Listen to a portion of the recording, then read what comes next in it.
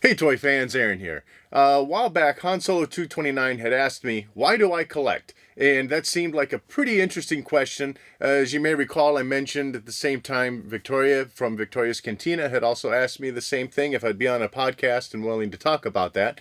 And I didn't want to put two videos up at the same time, or not two videos, but I didn't want to put my video up at the same time she had her podcast come out because that felt weird. So anyways, I'm finally providing that explanation for those of you who are still interested and may not have listened to that podcast. But anyways, let's get on with the story.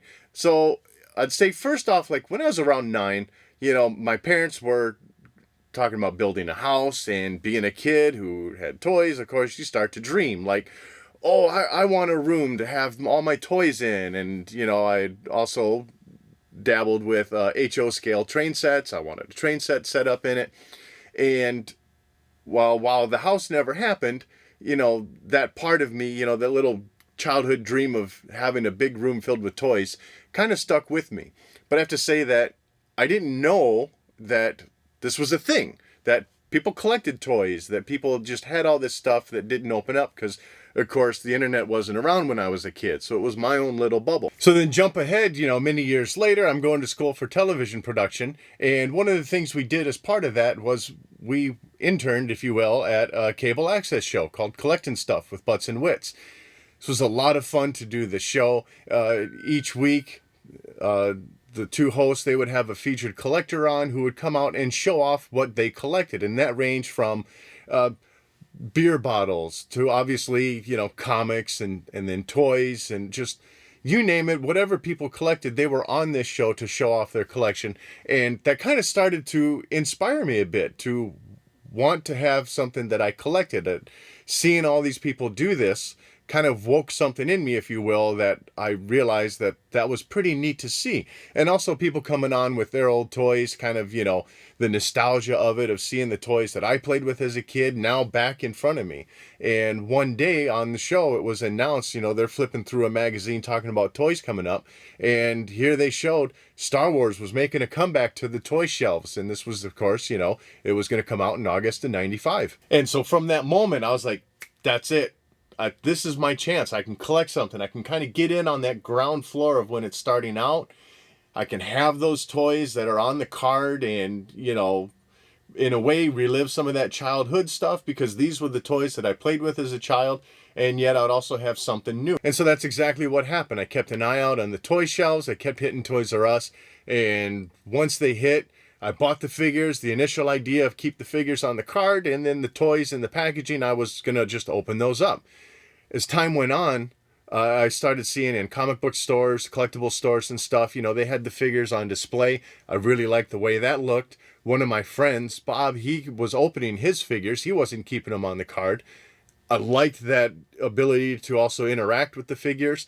And then on the flip side, though, I still liked having them on the card. And for the vehicles, I wanted it in the packaging also. And so that started my collection of one in the packaging and one to open. And I've got to say, I've discovered that I really enjoy the hunt of action figures. Going to the stores, wondering, is this the day I find something?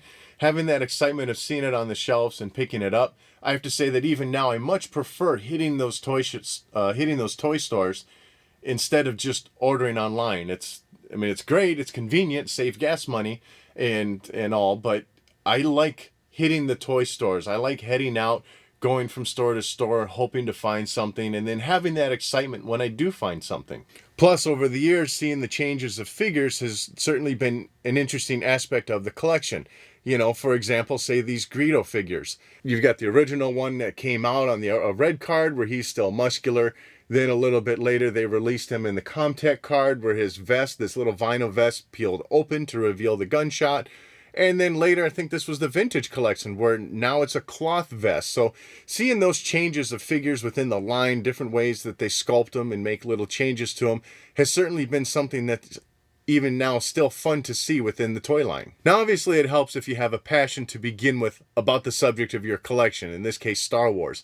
Also, Transformers. It's not limited to just Star Wars. Unfortunately, I just don't get too many of those toys to review, but I'll eventually will.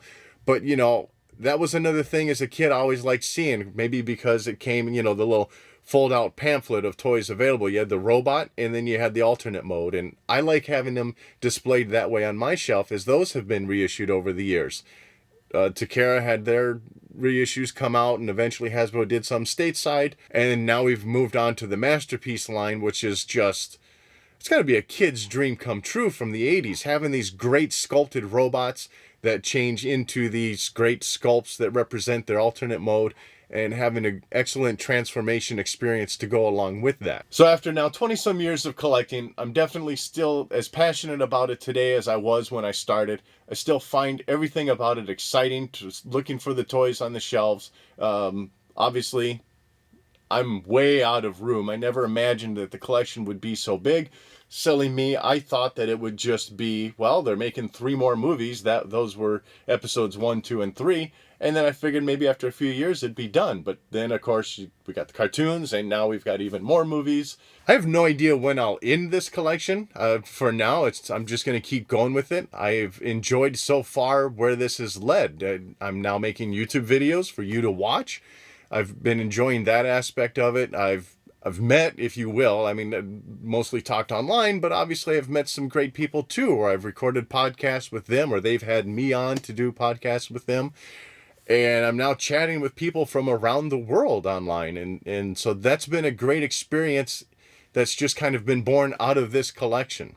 And doing this channel was a way that I wanted to share my collection with all of you out there, since, you know, I'm not selling tickets. There's no one parading through taking a tour. So this is the best way that I can share my love and passion of Star Wars with you out there. And now, just because I only collect Star Wars and Transformers doesn't mean I don't have a passion for other toy lines. I've certainly grown to admire, if you will, other toys just from afar, as, you know, realistically, space and funds are limited. There's only so much I can get. But, you know, over the years, like the Matrix figures were certainly one of the lines that comes to my mind of being something that I really wanted to collect. There's a lot more out there.